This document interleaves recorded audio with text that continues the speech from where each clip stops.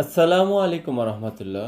আজকে আপনাদের দেখাবো 1400 স্কোয়ার ফিটের একটি ফুল ফার্নিশড ওয়েল ডেকোরেটেড একটা কমপ্লিট ফ্ল্যাট 1400 স্কোয়ার ফিট, যেটার ঠিকানা হলো রামপুরা বনশ্রী ই ব্লক 8 নম্বর রোড।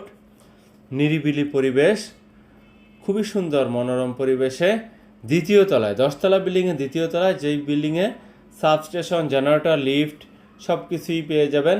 এবং ফ্ল্যাটের সাথে রয়েছে 120 স্কোয়ার ফিট পার্কিং এবং ছাদের উপরে রয়েছে গার্ডেন, মসজিদ এবং কমিউনিটি হল। এটা হলো ড্রয়িং এবং ডাইনিং, সম্পূর্ণ ইন্টেরিয়র করা।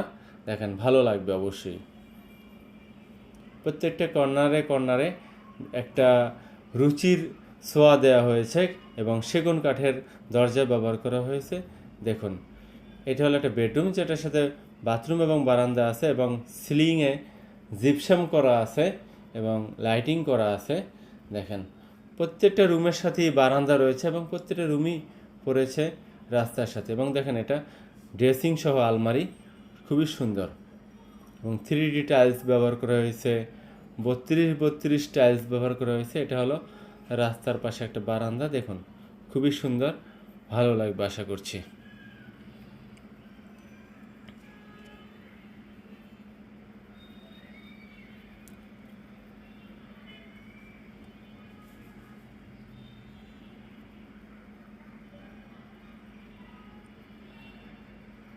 এটা হলো অন্য একটি বেডরুম। দেখেন, এই বেডরুমটা সাথে বাথরুম রয়েছে এবং দেখেন বারান্দা রয়েছে এবং সেগুন কাঠের দরজা ব্যবহার করা হয়েছে। দেখেন, এই যে হাই কমোড, সব কিছু ভালো মানের বিদেশি ব্যবহার করা হয়েছে, যেটা নিজেরা থাকার জন্য করা হয়েছে, একটু যত্ন করে ভালো মানের ব্যবহার করা হচ্ছে।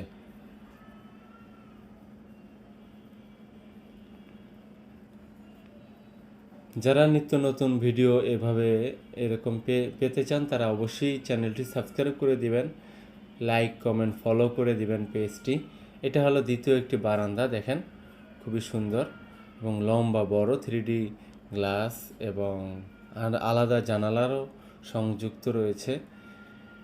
এটা হলো একটা কিচেন, যেটা ইন্টেরিয়র করা কিছুটা, এবং দেখেন উপরে ক্যাবিনেট করা আছে কাঠের এবং এটা মার্বেল, গ্রেনাইট মার্বেল ইউজ করা হয়েছে। নিচেও ক্যাবিনেট করা আছে, 3D টাইলস, দুই দিকে জানালা, আলো এবং বাতাস, ঠান্ডা পরিবেশ পেয়ে যাবেন।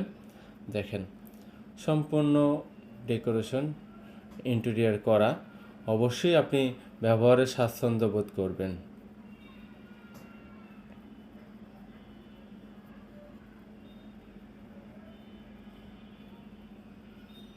দেখেন, এখানে ফ্ল্যাটের প্রত্যেকটা জায়গায় ভালো মানের জিনিস ব্যবহার করে, সুইচ সকেট থেকে শুরু করে ইলেকট্রিক সব কিছুই, সিলিং থেকে শুরু সব কিছুই ভালো মানের ব্যবহার করা হয়েছে। ভালো থাকবেন। আসসালামু আলাইকুম রহমতুল্লাহ।